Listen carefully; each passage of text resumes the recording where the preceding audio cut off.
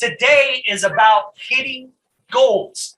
Not only setting goals, but hitting goals for 2022. Anybody can set goals, right?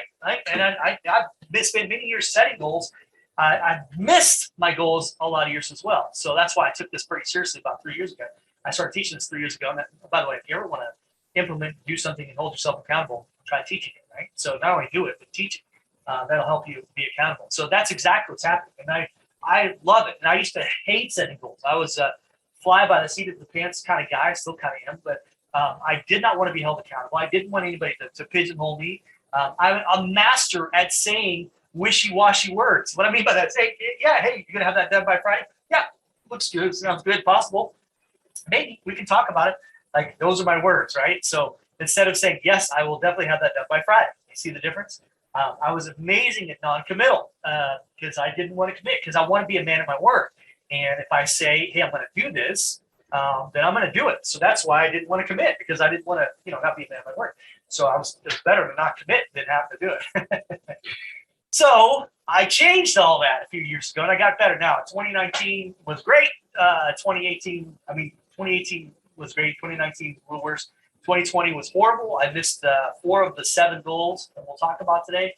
And then 2021, this year, I had a different word, and I'm happy to say I hit every single one of my goals. So anyway, I'm not an expert at this by no means, but I'm going to tell you what I do, and I think you can do as well and implement. And I think if you do it, you'll be pleasantly surprised where you'll be December 31st, 2022, because you'll hit your goals. So cool, fair enough. All right, I hope that serves you. We're going to get started. So you have a pen, pencil. If you have your sheets, if you can print them off and download them, great. If not, don't worry about them. We'll get them to you later, and we'll go from there. So who's ready to get going? So somebody put something in the chat, say ready to go, in the Facebook people and also the Zoom guys. I love having the multiple areas going here. Yes. Glad to be here. There's a couple other ones. Oh, awesome. I'd love to see everybody here on the call. All right. Oh, cool. It's crazy. I got different friends from around the world. Love to see all you guys. Okay. Let me do this. I'm sharing my screen again. Whoops. Share the right screen. That would help in general. All right, so back on this. I'm going to start my screen share. I think we're good. Let me check. Make sure it switches over. It's like a 5-second delay. Make sure you see my screen. Come on, screen.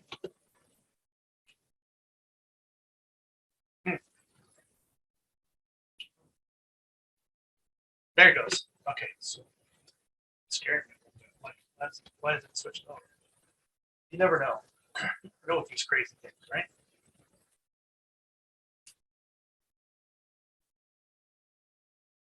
You say you can't see it. So thumbs up. Yeah, there you go. Thumbs up. All right. Set godly goals. So where I came up this with, because like I said, well, what set goals? I put the word godly in there because there's things that are available and things that are not available. So I want to talk about those specifically. But in my mind, now this is me, and of course this is my secular opinion. When we're setting godly goals, it has to be in these 7 categories. I can't think of an 8th one, and everything to me falls in these categories. So if we're going to set goals, we might as well be in these categories. So spiritual, mental, physical, professional, familial, social, financial. I call them 7 owls. You figure out why.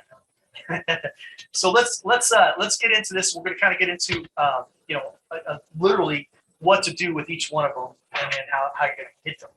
So here, let me spend about 42 seconds on me. And some of you guys don't know who I am, and I appreciate it. This is me and my lovely bride, Tammy. Yes, I'm married up. I appreciate you saying that. I get that a lot, actually. But she's my world. She's my business partner. We own 4 businesses together. She runs one of them for sure, and she's definitely the boss. She's only fired me twice, but that's okay. I still help out when she needs me. This is my lovely family. This is actually 3 years ago in Greece. My kids don't look like that anymore. They're actually older. My son's 18. He's 6'2". He's got a beard. My daughter's a junior in college, so yeah, time flies. This is last year for Father's Day, so it's just a little different. My puppy, Her name is Isla Joy von Schottenhaus. She's the love of my life, except for she's in heat right now. So that's a problem. We got to get her fixed. But we're supposed to wait. I guess our breeder said we have to wait until she's 2. So that's why we have to. Anyway, this is my business partner. So I have 4 businesses. This is one called Prosperous Internet Marketing. We have literally grown this company from the ground up, bootstrapped it 10 years ago. And we now have 17 employees in the U.S. I have 6 or 7 in the Philippines. And I love the guy on the left there is my partner. His name's Jeff Powell, and that's his lovely wife. Going on the right with Gail, and that's me and my wife again for our holiday party.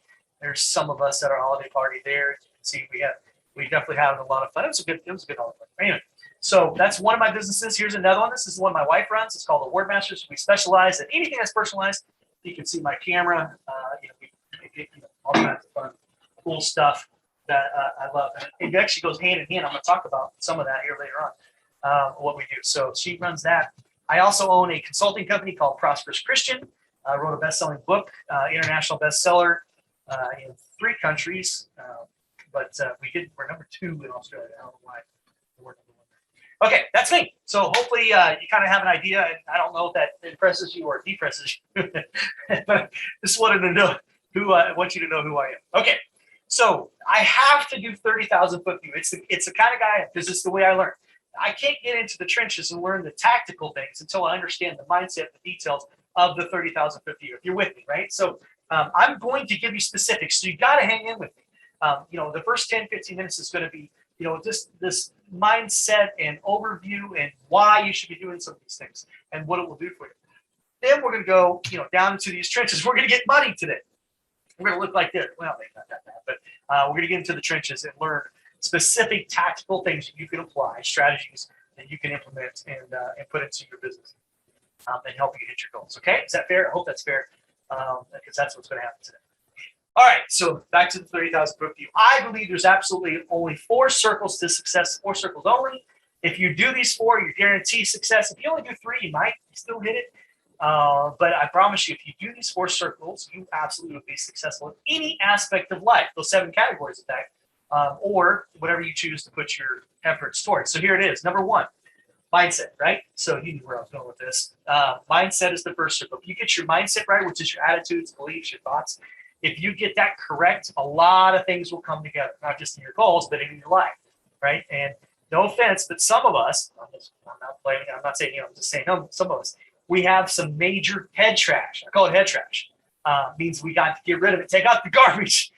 We got some things going on in our minds that stop us from hitting our potential or even coming close, or just stop us from being mediocre or at our best, right? So mindset is absolutely critical. One of the first circles to success. So to get rid of the head trash, we have that doubt, worry, and fear. I have a saying: if doubt, worry, and fear was liquor, wine, and beer, some of you would be drunk every day of your life. I mean that the nicest possible way. It's true, right? So, and I'm around some of those people, and I have friends, and I try not to hang out so much, but they're just negative all the time, scared, worried. Oh, this going on, this going on. Yeah. Yes. If you look for it, you'll find it. What you focus on expands. That is true. However, I'm gonna exhort you to look for the good things. Get rid of the head trash. Stop focusing on the bad things. Stop focusing on the fear, doubt, worrisome things. They're there. Trust me, they're there. We're not making that crap up. It's real, right? But I don't want you to focus on it. That's what I'm talking about. Mindset. You're looking at the wrong things. What you focus on expands. Meaning, if you focus over here on the good things and setting and hitting your goals in that order. and guess what happens? Guess what that happens? It expands. It expands that. But if you focus on the negative things, all the things you're missing, lacking, and all the things that you should be doing aren't, you got problems, and you're not going to get it. Okay. So get rid of the head trash. Step 1: mindset, attitude, beliefs, thoughts. And we'll get into this a little bit more. I'm trying not to preach at you too much today. This is a godly goal setting course, so hopefully it won't offend any of you. If you're not a Christian, these are still great things to think about. So for God hath not given us the spirit of fear, but of power and of love and of a sound mind. 3 things there, and we don't want any of it. We don't want fear, right? But we want the other ones: power, love, sound mind. That's where we want to go with it. That's the opposite. So what we want to focus on is the power, love, sound mind. then of course, I got I threw this in there. Okay, so back in the 60s, they used to love to mess with monkeys. Now, this is part urban legend, but I did find it. I did find one of the, I think it was a Harvard peer review, something they did with these monkeys. Now, part of it's true, part of it's not, but I'm going to tell you the story. Anyway, it's a story, so just take a look at it. They put 5 monkeys in a room. In the middle of the room, they put a ladder. This is part of the story. On the top of the ladder, they put some bananas. And, of course, it was kind of just like a blank cement room. And so, of course, what happens if you're a monkey, you see bananas, you're going to go get them. So the monkey started climbing the ladder, and a guy on the side of the room took out a fire hose, and he drenched the monkey on the ladder. Then he drenched the other 4 monkeys, completely knocked them down, flooded the room, completely drenched them. Then waited a few minutes, waited for another monkey to try to go get him again. Sure enough, another monkey tries to get him, and he blows him away with the water again. It didn't take but 3 times, according to the study, that they never try to get the bananas again. They're like, all right, screw that. I ain't getting that. I'm getting freaking drenched. So what they did, the experimenters, they took one monkey out of the room, replaced him with the new monkey. And just like any smart monkey would do, he looks up, he says, hey, there's some freaking bananas. And why is the room all wet? He looks up and says, I'm going to go get him. He starts climbing the ladder. And sure enough, the other 4 monkeys pulled him down and beat the crap out of him. Now, from here, it kind of gets a little weird, but that part's true. So they beat the crap out of him. They did not spray him with water. And the new monkey's like, what the heck did you just do? Why? I'm just trying to get some bananas and beat the crap out of him. He didn't understand. And then the experimenters, or whatever you want to call them, I don't know if they're quacks or what, but they replaced another monkey. They took him out. So now 2 of the 5 have never been sprayed with water. Sure enough, the second monkey goes in, he tries to climb the ladder. All the rest of them beat the crap out of him. You kind of see what's going on. They replaced all 5 monkeys, right? And they wait around, and sure enough, none of them would climb the ladder. None of them has ever been sprayed with water. They did not know why they couldn't climb the ladder. What's the lesson? What do you learn from the banana experiment? This is great. There's multiple lessons, but I don't have time to get them all of them. In fact, one of them is don't spray monkeys. But 2, the freaking weirdos in the 60s doing some weird experiments. That's a lesson, I guess. But 3, we can learn from this is the answer to us human beings. I'm not saying we're monkeys, but I'm saying that we have sometimes a monkey brain and we do this. Sometimes our answer is we don't do it because that's the way we've always done it. Say that again. The only reason why we don't do it is because that's the way we've always done it, or the other way around, right? We don't do it because we've never done it. I'm going to tell you today, I'm going to get you out of your comfort zone, because that's not where God wants you, by the way. I'm going to get you out of your comfort zone to stretch a little bit so you can hit your goals and live that life that's more than abundant. Not just abundant, but more than abundant. Does that make sense? So I'm not going to spray you with water. Maybe a little spit if you're in the front row. All right. So mindset, attitude, beliefs, thoughts. It's the first circle to success. You've got to have it. And Dr. Stephen Covey is one of my favorite authors. He was, considered one of the greatest authors of the century, right? But he came up with this 4 unique endowments that human beings have. And I agree with this, and most psychologists and sociologists agree with this as well. Number 1, self-awareness, right? We need to be self-aware. I don't have the time to go into this. I'm actually writing a new book right now. This is the whole chapter on itself. We need to understand who we are as a person, or who we can be, or who we want to be. We need to be self-aware. So in other words, take a snapshot of who we are, like right now, and then where we want to be, who we want to be. That's a whole nother ballgame. I'm not your therapist, but that's exactly what's going on, and we need to get clear on that. That's still part of your mindset. Number 2, your conscience. This is this is one of those things where we want to be consciously aware of our surroundings, what's going on, what's happening, and what. So it's the changing our mindset is objectively to evaluate these thoughts, feelings, beliefs, and actions as to whether or not they serve us. That's your conscience. Okay, and then number 3 is your creative imagination. This is where we consciously override our entrenched, predictive, negative thoughts with new ones that better serve us. You can visualize the future, see it in detail, and then imagine what it would be like when it's the way you want it, right? So that's our imagination. By the way, so these are human endowments. That monkey couldn't do this. My dog can't do this, right? Only we can do this. The last one is independent will, or volition is what he calls it.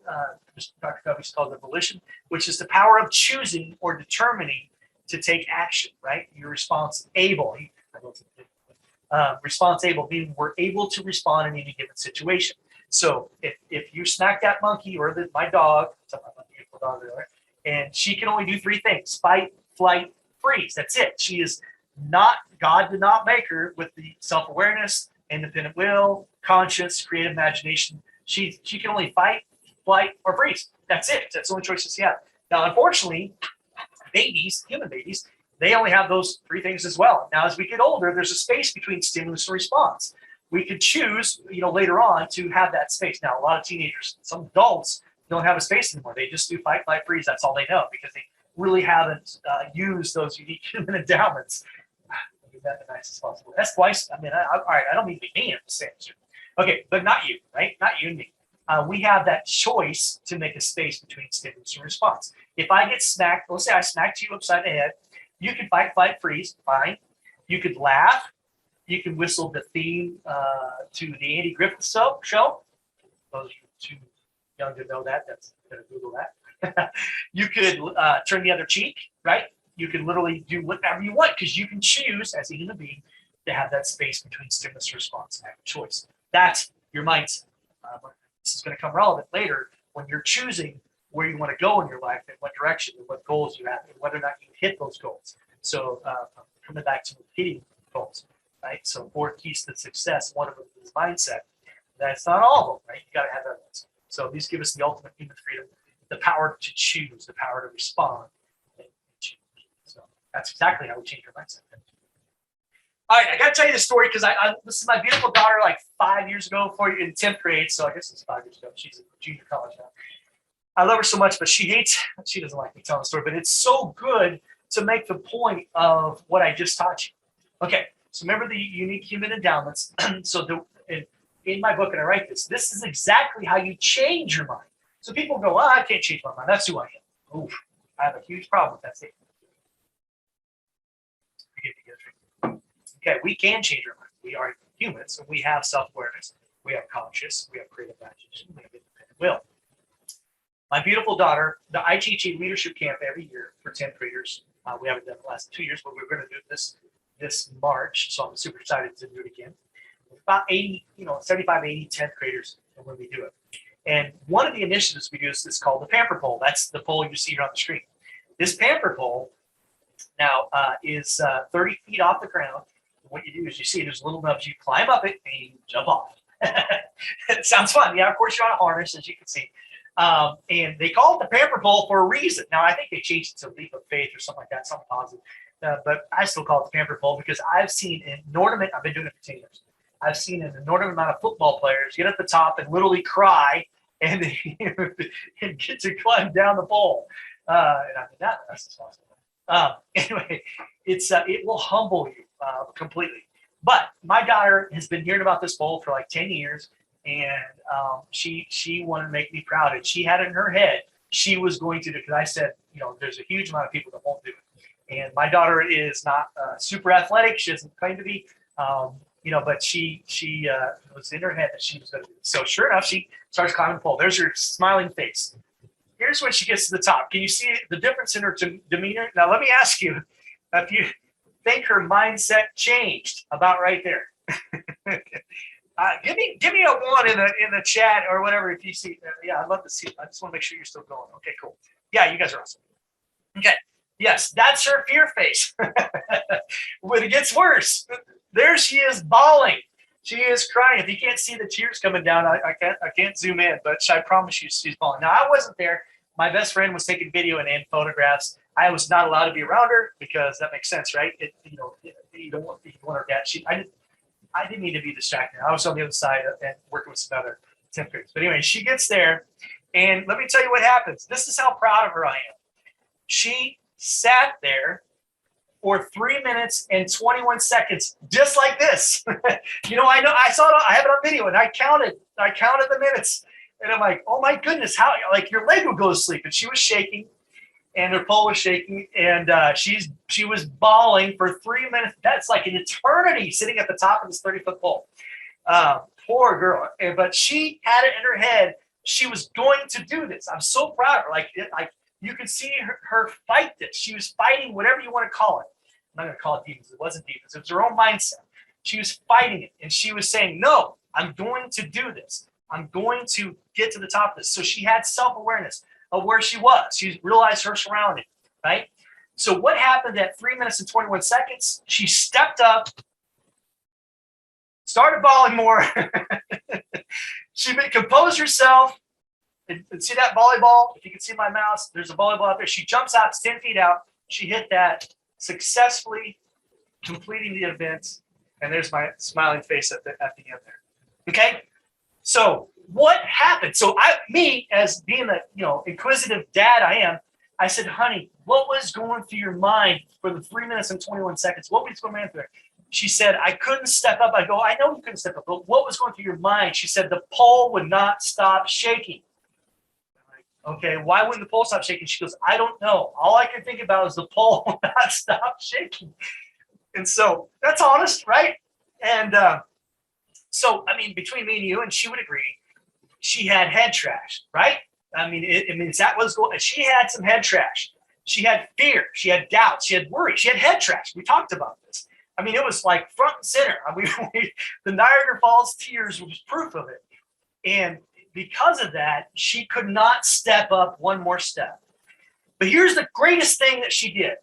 She didn't give up, and she changed her mind.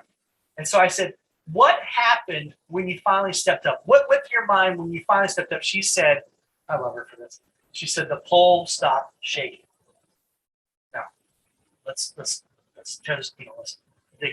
this a little bit. Why did the pole stop shaking? Of course, she didn't know. She didn't tell me. But I'm gonna go on a limb here and say what happened. She changed her mind, right? She became self-aware that she's in a harness. Self-aware meaning, hey, if I fall, I'm not going to get hurt, right? I want to do this. I'm self-aware of my surroundings. I realize, you know what? It's not. If I just step up, the worst thing that can happen to me is I'll swing down and I'll be fine. Self-awareness, number one. Number two, she was consciously aware of her surroundings and what it took to be successful. She became conscious of what the next steps were, right? Okay, and then she used her creative imagination. All right, if I move my foot here and step up here and balance myself, I can be successful. And she thought that through ahead of time. Remember, a dog and a monkey can't do that. They can't foresee the future. They can't pre-think the future. She did. She pre-thought the future of what was going to make us successful. I have to balance. I have to take this next step up and then stand up there and compose myself and then jump off. She did that. And then the last thing she did is she actually did it. She had a free will. It was called an independent will, free will choice. And she chose to take that next step up. And no matter what, even if she was scared, doubt, worries, and fears, so all going through her mind, she changed her mindset. And that's exactly how you can change your mindset. And let me give you a bonus. You don't have to be 30 feet off the ground to do it. You can do it on the ground. You can be self-aware. You can be conscious of your surroundings. You can have creative imagination. And you can have that independent will. You, too, can change your mind. Cool? Get it? Got it? Good. Yes. I hope that excites you as much as me. And I'm sorry I dwell on my daughter so much. I love that story. It proves a lot, and hopefully you get something out of that. Now, there's more to that, but that is proof as human beings that we can change our mind. I got to move on. We got a lot of good stuff here. Number two circle, skill set. That's your abilities, your aptitudes, your proficiencies, your competencies, your techniques, your trainings. All that is packaged into your skill set. So mindset, skill set is the second circle for you to be successful. So the second reason why people don't prosper, why they don't hit their goals, is because of their skills. They don't know how to do it, right? Or don't know what to do. And so in my mind, this is easy. Success leaves clues. Yes, history merely repeats itself. It's all been done before. Nothing new under the sun, of course. That's Ecclesiastes 1:9. But guess what? You can get a mentor or a coach or just a mastermind you can join or just a friend that has been there before and has done it to help you through this. You're not on an island on your own. You're not. There's somebody out there that can help you. And I'm going to say right now, you need somebody. You can't do this on your own. You should not be on an island on your own, and you should have other people encouraging you and helping you get through the toughest parts of your life and helping you hit your goals. So here, this one here is Proverbs 11:14, where no counsel is, the people fall, but in the multitude of counselors there is safety. That's right. You need a counselor. It could be your minister, but it could be just a mentor or a coach or a buddy, somebody you work with. Could be your boss, or it could be your spouse, which mine helps me a lot. She helps me take my life to a whole other level that I would never do if she wasn't there encouraging me and helping, reproving me. Okay, and then online classes, of course, in-personal conferences. There's all kinds of things you can do. So I don't think there's any excuse. I bet there's no less than a dozen books in your category, in your business, in your niche, whatever you do, about how to be successful. And I may be wrong. If there isn't, then you need to write a book. But I read, I'll tell you later on how many I did, but I read a lot of books. And in my industry, there's probably 5 national conferences I can go to. There's 2 masterminds I can join. I know right now that I'm involved with myself personally, that I pay for every year, lots of money, $18,000 a year. That's a lot of money to get skilled and trained to learn how to be better at my craft, right? And so you can do the same. It doesn't have to be that much, but I mean, there's ways to get better skills out there. And you should find them and seek them out. And even if you go to the public libraries still exist, and they have great books still. In fact, I haven't been there a couple of years because I don't need to anymore. But when I went there, they would order you just about any book because they have a budget to order new books. And for years, I would go there and say, hey, can you order me this book? And actually, back then they were doing. Young people probably don't know what this is, but there was things called books on tape, and then books on CDs later. I would go in and she'd have a budget. She's like, "Hey, what do you want?" I'm like, "Hey, can you get me the new Dale Carnegie? Or can you give me the new whatever, new Stephen Covey?" I listen to everything on CD from Stephen Covey for free at the library. And my point is, you need to put forth effort to learn new skills and master them. I don't have time to get into much more than that, but you need to build your abilities, your aptitudes, your proficiencies. To be successful, you have to push forward on your skill set. Okay, that's number 2. Okay, so talk about discipline practice. I don't have time to get into this, but I do have a story about my son here. So soft skills, hard skills, you probably know all this. Malcolm Gladwell says in the book Outliers, he says you need to put in 10,000 deliberate practice hours to be world class. I'm going to argue none of us on this webinar, none of us need to be world class. In fact, we don't even need to be country class or state class. We just need to be our city class, right? If we were the best in our city, what would that do to you? What would that do to your business or do to your profession? What would you if you became the best in your office? What would that do? So discipline practice will help you get there. You need to purposely do that. There's my handsome son.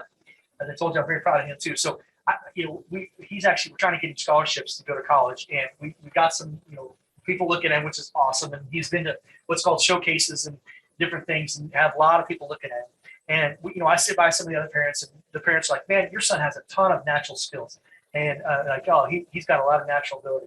And I've never heard a coach say it because coaches know better, but I've heard parents say it, and it's an insult, and I mean that in the nicest possible way. Now, and I never say anything, but I'm like, you have no idea how many hours he has caught the ball. I sat there and hit him tennis balls. I would hit him 1,000 tennis balls a day and tennis, they bounce out of his glove, right? So it's hard to catch a tennis ball. So he would, do the backhand. He would catch it on a short hop. He would spin and throw it.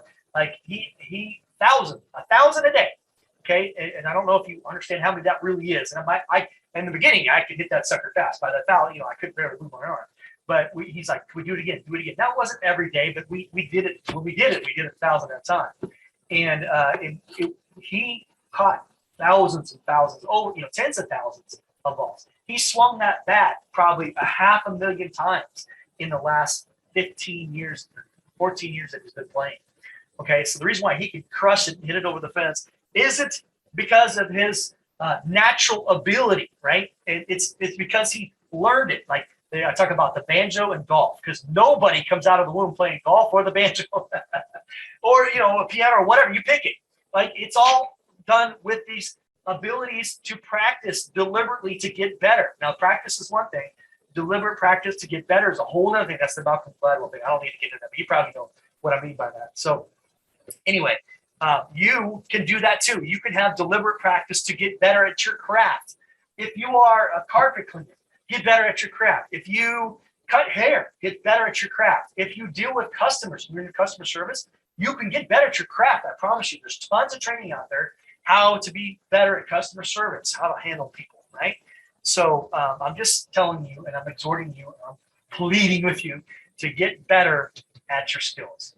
Okay? Picking up what I'm putting down. All right, got to move on.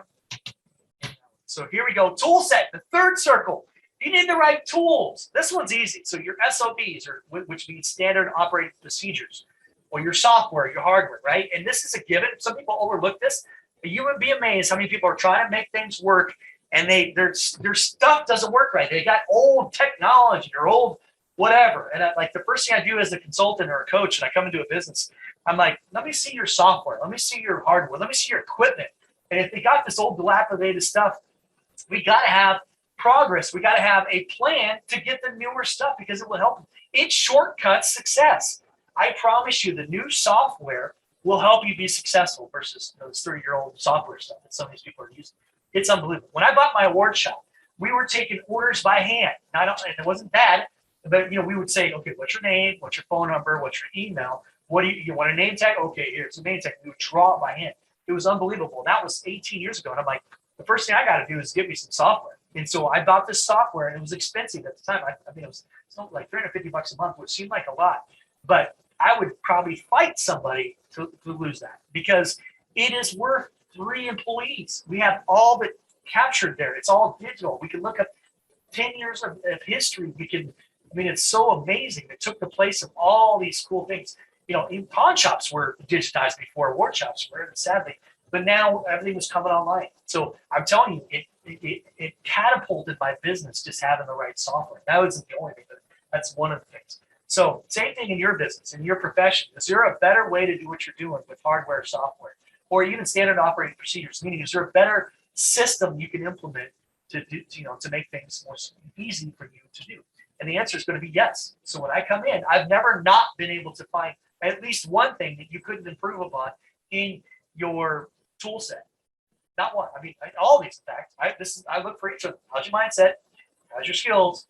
How's your tools? Okay. And so I can tell you honestly that everybody could improve all of those things.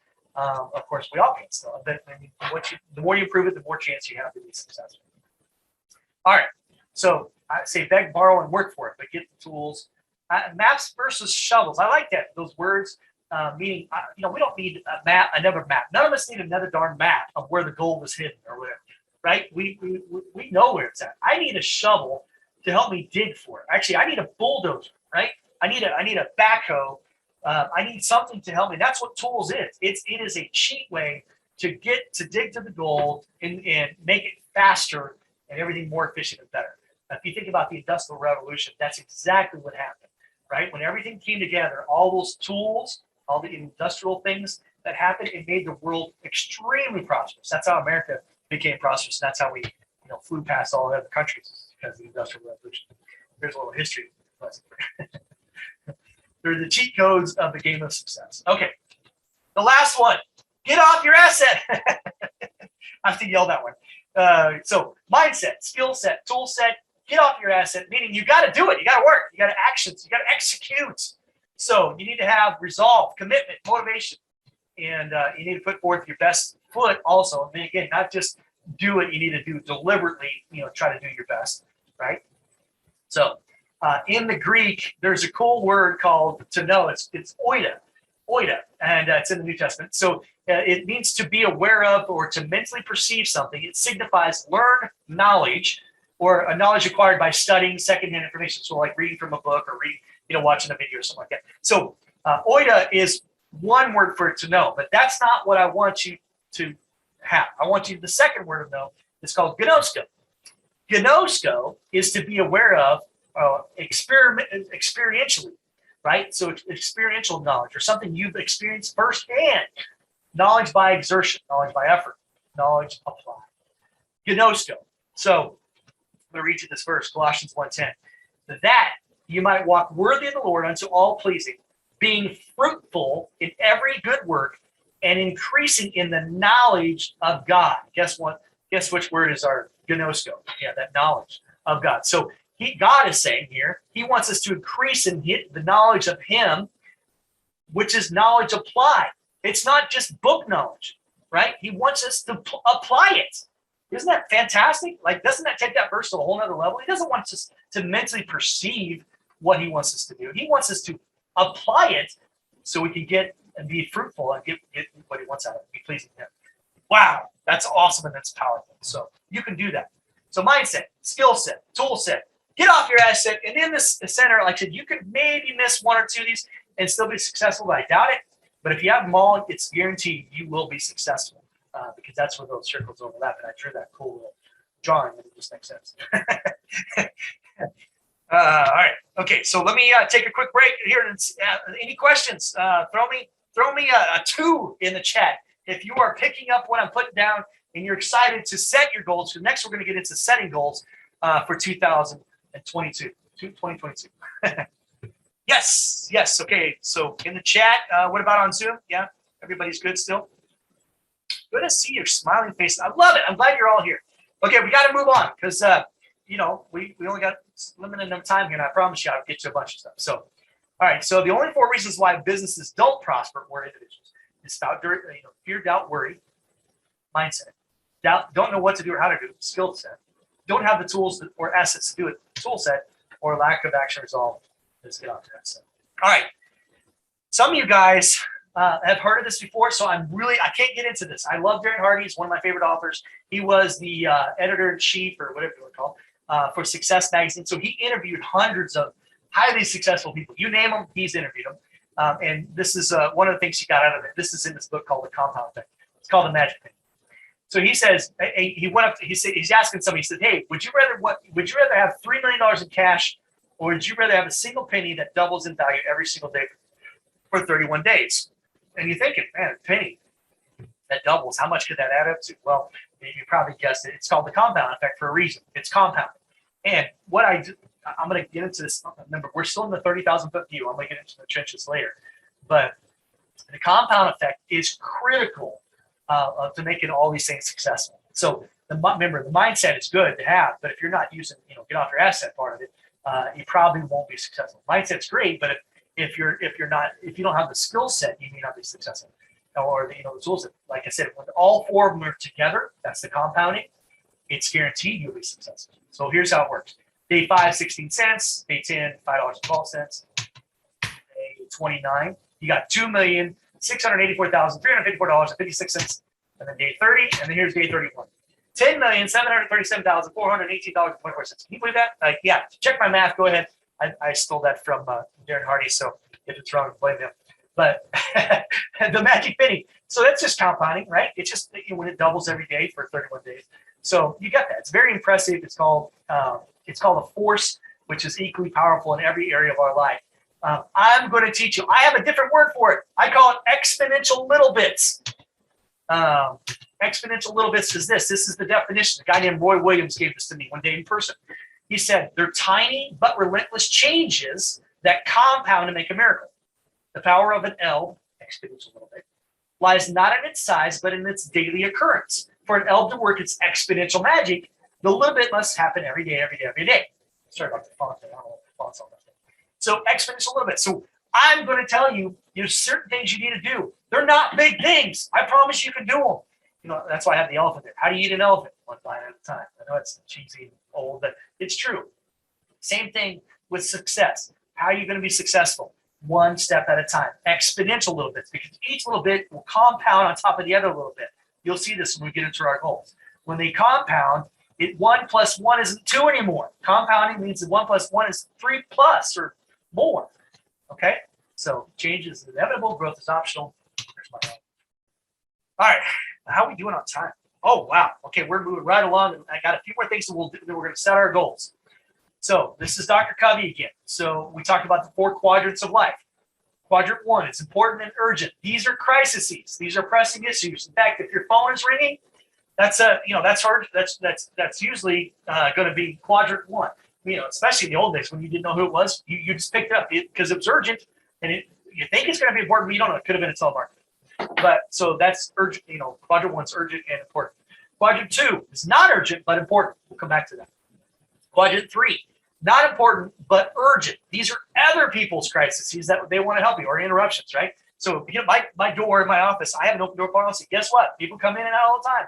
That's urgent, but not necessarily important to me. It's important to them. They need help, which I get. So it could be important to me too, obviously. But mail, those emails are urgent but not important a lot of times. So bing, you hear that bing. Oh, what is that? You get a notification on your phone. Oh, I got a notification. What is that? Oh, wait a minute. It's not important, but not urgent, right? So, cool.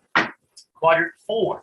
This is all the other junk. Not urgent, not important. So it's trivia stuff. It's watching crazy amount of chat snap. My daughter hates what I call it. Or, watching whatever, all the other stuff that you're on your phone. I get sometimes we need downtime, but we can eliminate that or minimize that and put it in the other quadrants. So if you're trying to balance your life out, where would you take from? So I'm going to tell you right now, you can take from Quadrant 4, but you can also take from Quadrant 3. But here's what's really cool, and I told you I'd come back to this. Quadrant 2 is not urgent, but extremely important. What goes into that quadrant? So let's name a few things. All right, I'm cool. You guys are putting some of the chat stuff. Just name one thing that's not urgent, but it's important. Just put it in the chat there for me. Oh man, I got to see too many things. I got too many things going on. Cool. Okay, yeah. Okay, number one, what about family time? Is that urgent? Not necessarily. Is it important? Yes. Yes, it is. What else is quadrant 2? What about reading the Bible, reading the Word, going to church? Is it urgent? Nope, it's not pressing on us. We don't have to do it. What about praying? What about exercise?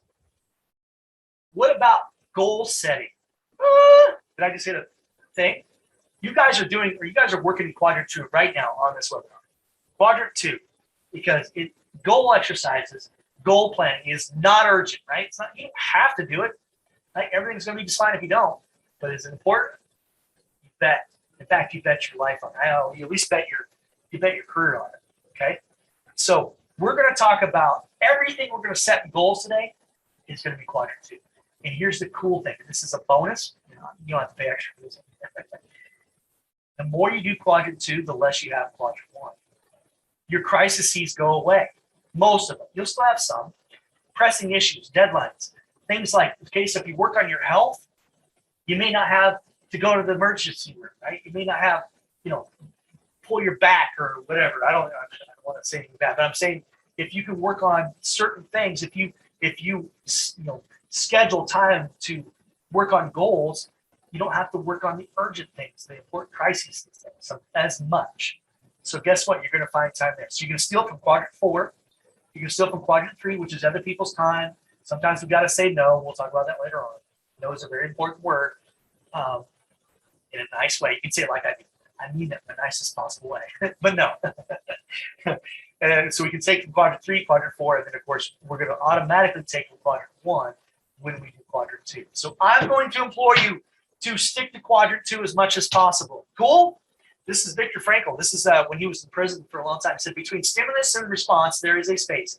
In that space is our power to choose our response. In our response lies our growth and our freedom. That is a super powerful statement. It is a quadrant 2 statement, which is unbelievable the way you do it. So, okay, here. This is my circle of life. These are the 7 L's I already mentioned to you. So let me quickly go through them. I don't have time to teach on them. There's a whole another class called the 7 L's of life. So physical, mental, and spiritual. These are what's called intrapersonal. Meaning it's occurring within ourself, within our mind or ourself. So we have to set goals on these. I think this is critical. These are very important. I think all of these are critical, but these are very critical because this deals with us as a person, as a human being, and where we're going to go in life. So we need to set intrapersonal goals, physical, mental, spiritual. But then we got another 3 that's outside of us. These are called interpersonal, or relating to or involving relationships with other people. So that's our professional goals. We have to have those. Our social goals, our familial goals. Those are very important, right? Outside of us. And then the last one, I call it the financial goals, which is a fruit of the other 6. When we do the other 6 the right way, I promise you the financial one will come. In fact, I'll guarantee it. The financial one, your financial goal will come into play when the other ones are in balance. It's one of those, it's kind of like the teeter-totter of life. Once we do these 6, the 7th one comes right along. I can prove it over and over and over again. So that's about money, debt, cash flow, living with our means, stuff like that. So we'll talk about financial a little bit too. All right, if you have the option to screen share or snapshot this, do it. I can also send it. I can put it in the group. I want you to put on a scale 1 to 10 where you're at. Like, this is your life wheel or your balance wheel, whatever you want to call it. You've seen these life wheel things. So on your physical, on a scale of 1 to 10, where are you at? What, 7, 9, 4? On your mental, where are you at? Mental, we'll talk about. Mentals are you learning things. If you're expanding your brain, right? I mean, when's the last time you read a book? When's the last time you learned something, a new concept, a new something? Spiritual, how are you doing there? So write down your scores. You can do that. You can just put down like this. I don't care. Either way, it didn't have to be a cool circle, but it makes it easier on a circle just because you can see what part is lacking or not. So take a snapshot if you got this.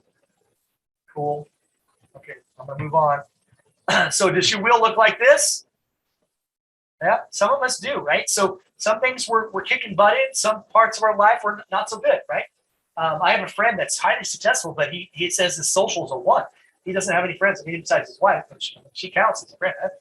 But he doesn't. He just works and he does his thing and he goes home.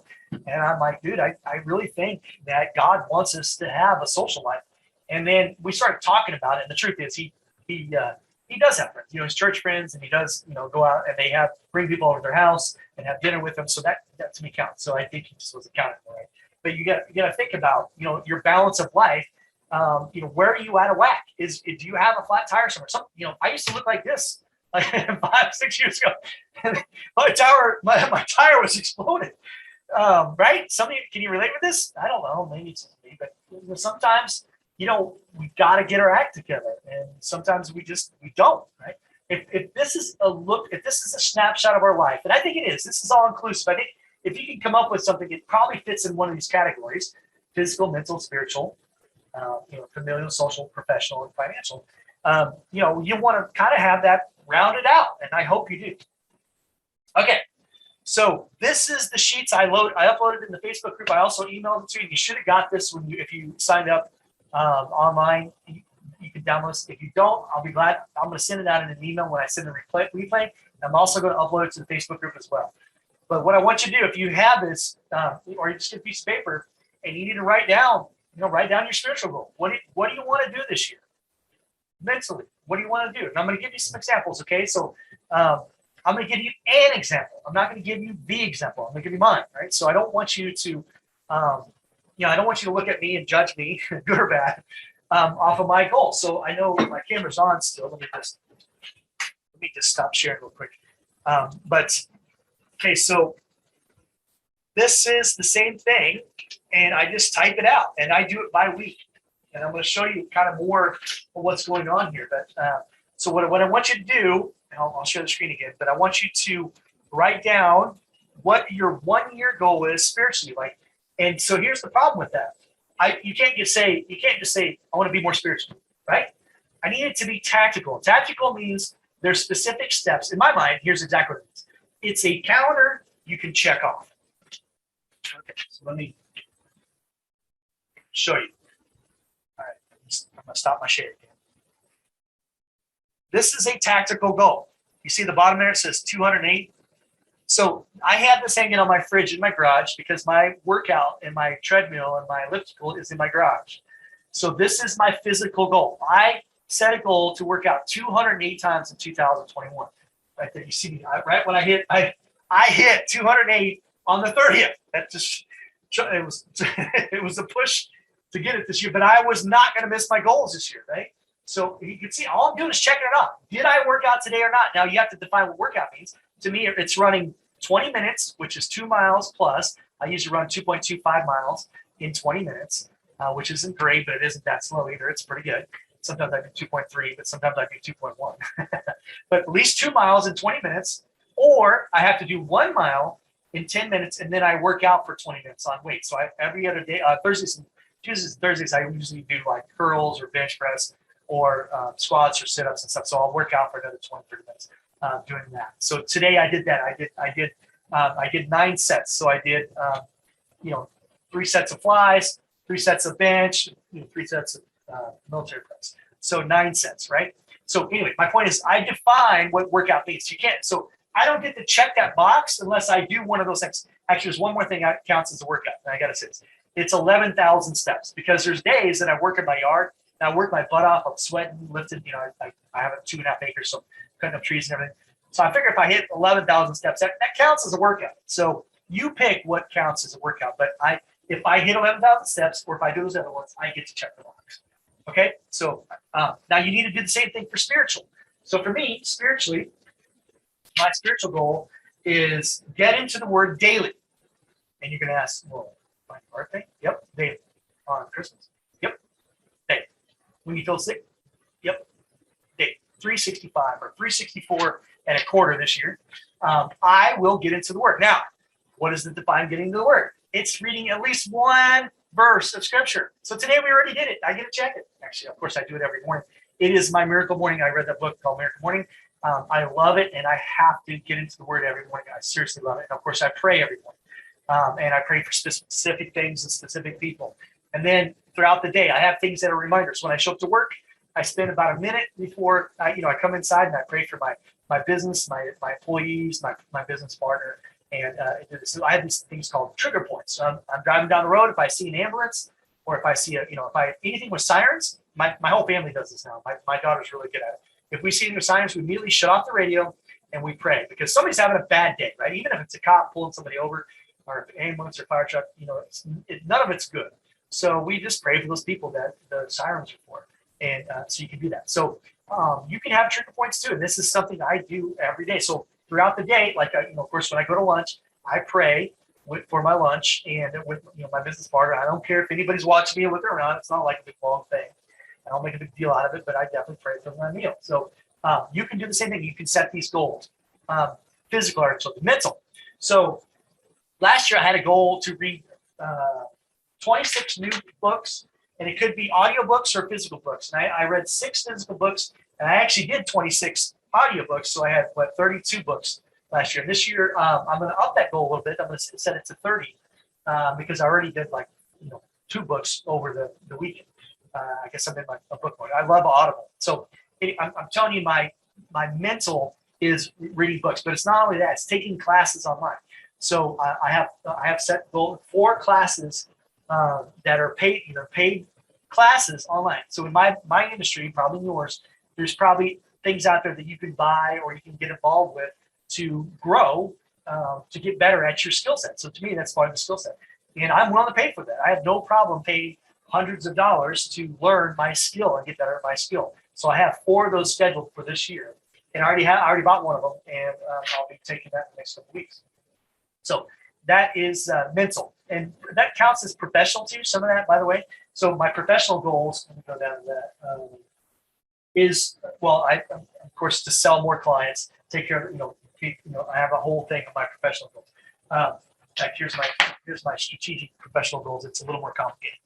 But, of course, I want to grow my staff. I want to grow my clients. I want to help my clients be successful. So you can set that too.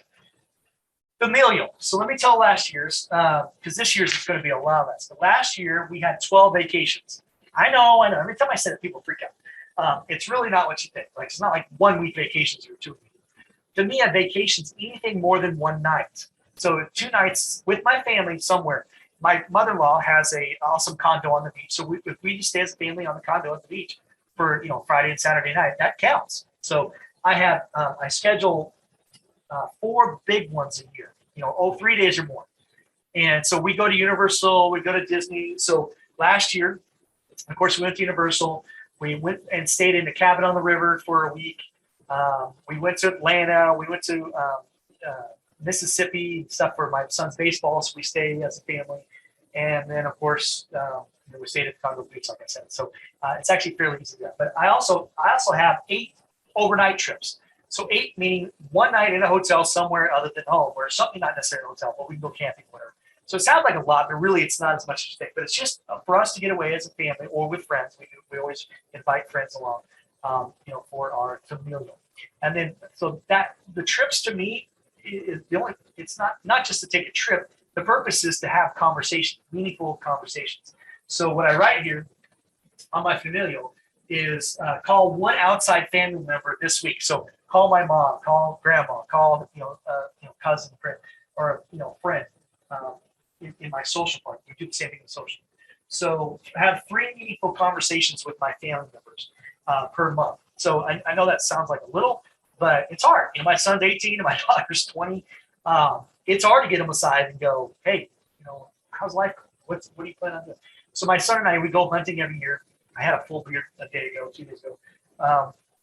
We sit in a hunting lodge and we talk, and it's my absolute favorite thing to do with him.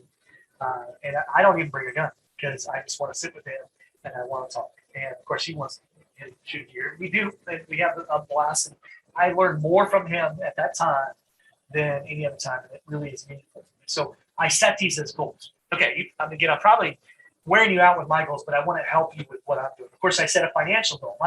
Mine is a 40% increase on my pay. I know that sounds aggressive. It is. But I have 4 businesses, and so each of them go up, 15%. That works. And then, of course, I have that's 40% increase in my net worth and a 25% increase on my personal take. So I'm not going to tell you the numbers. I don't want to impress you or not impress you. But it is a very specific goal. And how do I do that? Well, each week I have to increase and do certain things to do that. So part of that goes back to professional. All right. So set your own. Please put your own down. I know we're running up to the timeline here, but you can write down your tactical goals. So it should. Let me share my screen again. Okay. Good. Go back to. I think we're back. Yep. Okay. So this page 2 is kind of the same thing, Monday through Friday. You can set it weekly. So I set a monthly, I set a yearly one, then I kind of break it down monthly, and then this is what I'm doing weekly. You can do the same thing. All right. Make sure my screen didn't switch. There it is. Okay, sorry. It's just so delayed. So this is something you can download. This is my example. The one I give you is going to be blank. Actually, I think I gave you my example too. Again, don't judge me on mine. Just do your own thing, and put in there what are you going to do Monday, Tuesday, Wednesday, Thursday, Friday, Saturday, Sunday, and then of course you want to make sure you tactically be able to put those in there. I know it sounds elementary. This is simple, but I'm telling you, you need to do it and be able to check off the boxes like I do. Check the boxes on each one of those. So I have a different calendar for actually it's right here. Sorry.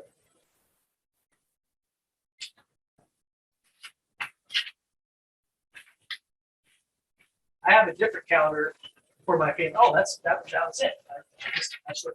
That's it. So I check these off. I have it. This is for my new one.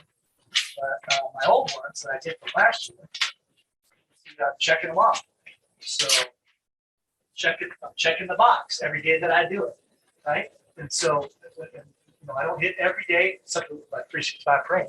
I hit that every day, but there's some things that I don't hit. And I write down, okay, I had a meaningful conversation, so I just make sure I check.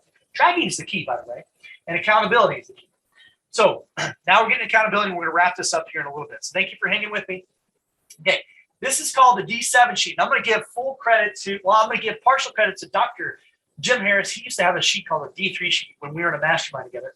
The guy's a genius. You need to look at his books, by the way. But anyway, his D3 sheet was the first 3. What have you done?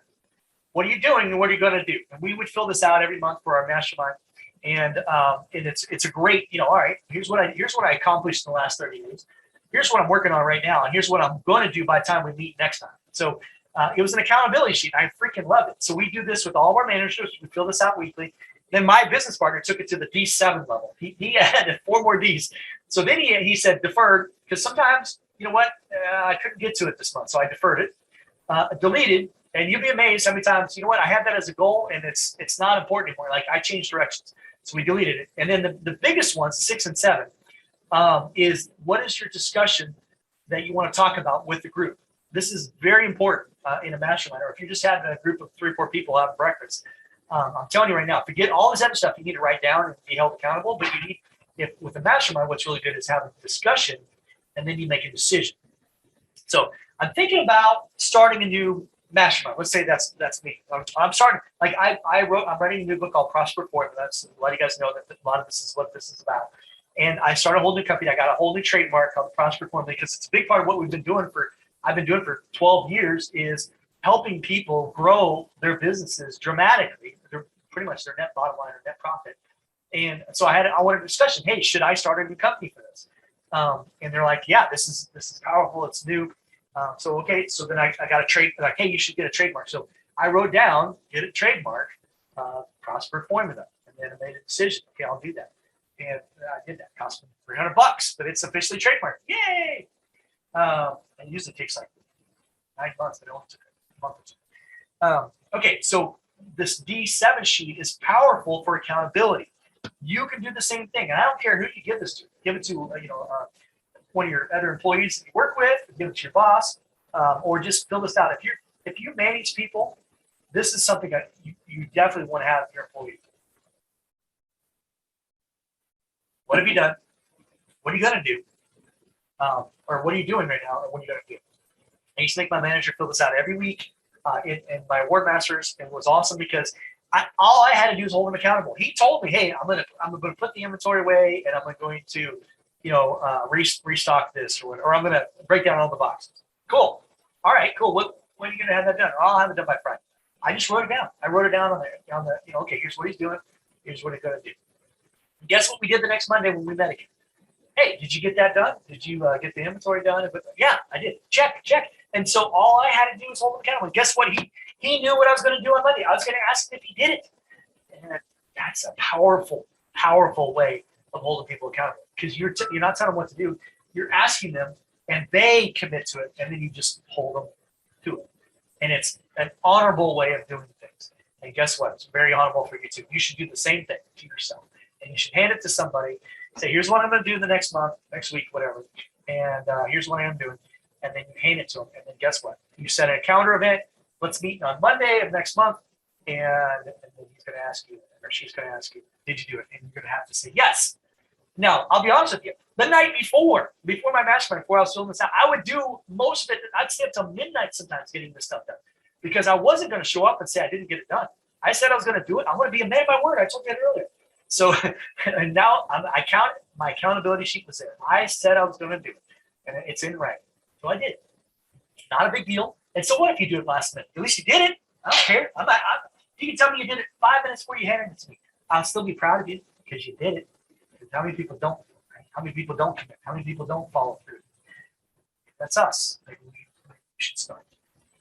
So in the scenario of bacon and eggs, the chicken's involved, but the pig is committed. I love that saying. I've been saying that for 20 years. That is true, right? So let's talk real quick about setbacks, because it's going to happen. And this is when we talk about goals, it's going to happen, and a lot of people bring this up. So I'm gonna tell you what to do. Never fall off the wagon more than one day in a row. So I think that's a word, like if you're a drunk and you get sober, you fall off the wagon, meaning you go drinking again. I don't know. I don't even know where it came from. I guess it's Google that, right? Google was everything. Never mind. My point is, let's say I missed praying or missed my spiritual day one day. Like, don't let a second day happen, because the statistical probability of you getting back on the wagon or getting back into the groove or getting back into doing it is lower, much lower than the second, third day.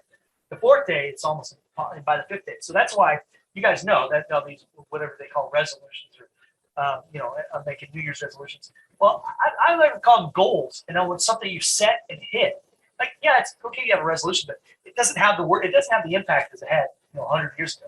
We're resolute, right? To be resolute means you did it. Not so much the truth, right? So if you have a tactical plan, instead of saying, hey, I want to lose 15 pounds, well, how are you going to do that? You don't get to judge how much weight you lose, but you can judge if you work out every day, and you can judge what the workout means, like what the specific means to work out, right? You can tactically check that off. You can't tactically check off weight loss, like, because lose 15, gain 15, lose 10. I do that. So you're going to set tactical goals.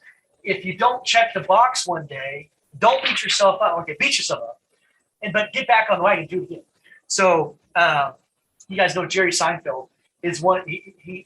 He's known, like, how are you so successful? How do you get so many good jokes? And he says, I write a joke every single day. And of course, the interviewer goes, like, every day? He's like, yeah, every day. He's like, well, like every day, like, Kristen? Yeah, every day. Every day. He goes, I have a calendar. Literally, I have a red marker, and I mark an X. I never miss. Every single day, I write one joke, at least. And there's like, really? He's like, every day for years and years and years. And I don't know if he still does it, but there's a reason why Jerry Seinfeld was one of the most successful comedians in the world. Now, I'm saying you could do the same thing. You need to be resolute about the tactical part of it. Everything else will come into place. Yeah, what happens if you work out 208 times? I'm going to tell you, you're going to lose 20 pounds. You're going to get in better shape. You're going to feel better because you're going to stretch and all that stuff. What happens if you pray every single day? Are these quadrant 2 things?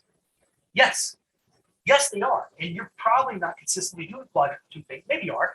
But if you tactically have them planted every single day and you check it off, or at least every single week or whatever it comes out to, like I have here, like listen to one book every week or so.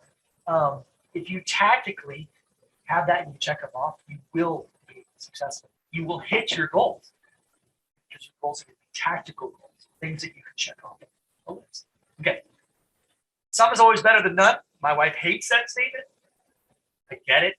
I mean, she has a problem with it because some, becomes all the time. So some is always better than none. Mathematically, that's true. Her answer is all is better than some. Sometimes I do some in the dishes. I get what she's saying. So yes, all is better than some, but some is better than none. So I'm trying to tell you, if you set a goal to work out 208 times, but you only work out 150 times, I worked out like 156 times in 2020, which I did not hit my goals. But guess what? Is 156 better than none? Yes. Yes. I'll tell you right now. Yes. I can't imagine how bad a shape I would have been if I didn't do that, right? So some is better than none. Now, I don't want you to miss your goals. I really don't. But if you reach for the stars and you get the moon, all right, you got the moon. Again, it's not horrible, okay? All right. When we have setbacks, find the person, the experience, the skill, or the lesson from that. I'm going to repeat that. That is a super powerful statement. When we have setbacks, which we will, you need to look around and find the person, the experience, the skill, or the lesson from it. You may have calamity strike. You may meet a new person that will change your life. A good thing. You may have calamity and you may get this experience that, hey, I learned not to do that anymore. You may have calamity, but it may give you a new skill. Like you may get fired from your job, but it may give you a new skill of what to do in the future. Or you can learn a lesson from it, something you can take for the rest of your life. So when we have setbacks, and we will, like this little chart right here, we can learn from one of those, one or all of those. It could be all of those. So, okay, I got to wrap it up here. No condemnation. All right. Oh, cool. Yay. You guys are still hanging out. All right. I'm going to finish it up. Give me 8 minutes, and then I'll finalize this here. So accountability, batting average, BAT. So this is back to the tactical daily. So I used to write down my BAT on scale 1 to 10 every single day. How is my behaviors today? Did I do my behaviors? So that's basically what I was telling you. On a scale of 1 to 10, did I do this? Well, in my professional business, when I was in sales, we talked about prospecting or whatever. All right, did I go cold call, 5 businesses or whatever? And I get to write on a scale of 1 to 10. So I get 2 points per cold call. Yep. If I did 5 businesses, I got a 10. Scale 1 to 10. If I only did 3, I got a 6. Whatever. My attitude, scale 1 to 10. How's my attitude today? Some days it was a 1 for sure because I just got beat up or lost a sale or something like that. And then techniques. Am I getting better at my craft? Am I learning? Am I doing the right things and moving forward? This is back to the deliberate practice. So I write this down I wrote this down for over 3.5 years when I was in radio. And I was in radio sales and I became a manager, deal manager. And I'd still do my batting, BAT, and I had back then we had day planners. That's the Stephen Covey thing. Some of you guys are too young to know what those were. But you wrote down your daily planner. And I loved going back and looking at it. But I remember one day, the day I made I made the biggest sale of my life. It was over $12,000 a month, and we got 25% commission back then per month. So you can see how big of a raise I got that day. And I went back and I looked at the day that I cold called them. It was a home builder; they sold homes, and I cold called them. And the day that I cold called them, I had an attitude of a 1. It was like I had a horrible attitude. Even though I went and talked to him that day, and I planted a seed to talk to him more about marketing and advertising, because that's what I was trying to sell. I had an attitude of a 1. For whatever reason, something else went wrong that day. I don't remember. But so I realized that the day I closed the biggest sale that I've ever done, I had a bad attitude. So I changed, like from that day on, my attitude was a 10. I didn't care if I got kicked out the door because it didn't matter. I could be planting seeds, right? And so I'm going to come back to that. This is what I'm trying to say here. You plant seeds and don't worry about the rest. So 1 Corinthians 3:6-8 says, I have planted, Apollos watered, but God gives the increase.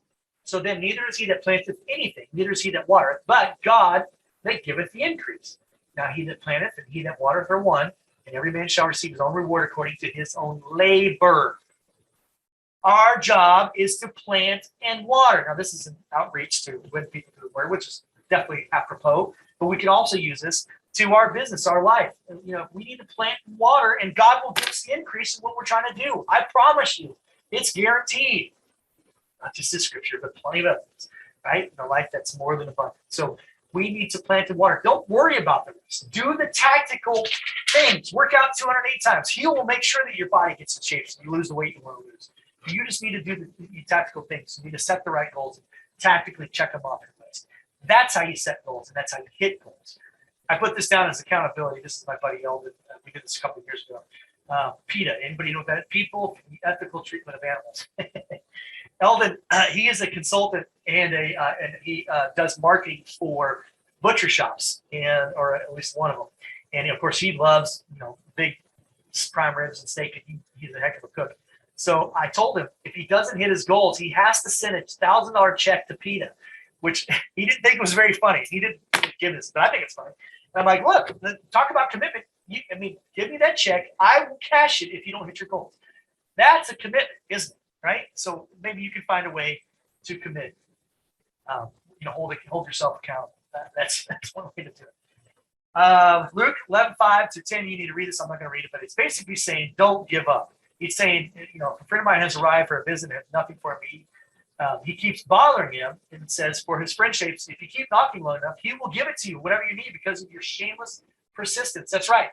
God wants us to be persistent. We should be. And of course, we talked about this earlier. This is part of the 4 circles of success, is we have to take massive believing action. So 2, faith, which is pistis for believing, which is a verb, right? Action. By itself, if it's not complemented by action, it's dead, right? A couple verses down, 2:20, James 2:20 says, how foolish, can't you see that faith or pistis, believing, it's an action, it's a verb, without good deeds is useless. And then he says it again in James 2:26, as the body without spirit is dead, so faith or believing, pistis, without dead deeds is dead. So go take action. There it is. All right. We found our true north. We took a snapshot of where we are, right? That's the balance sheet that we did, the wheel. Then we took a look at our compass and where we want to be. That's where we set our goals. We set our yearly goals and we break them down in bite-sized chunks, because remember, we have to get into the trenches. What are we going to tactically do every single month, every single week, every single day to hit these goals? And we set up these daily disciplines. And then we set up our accountability. You got to have accountability.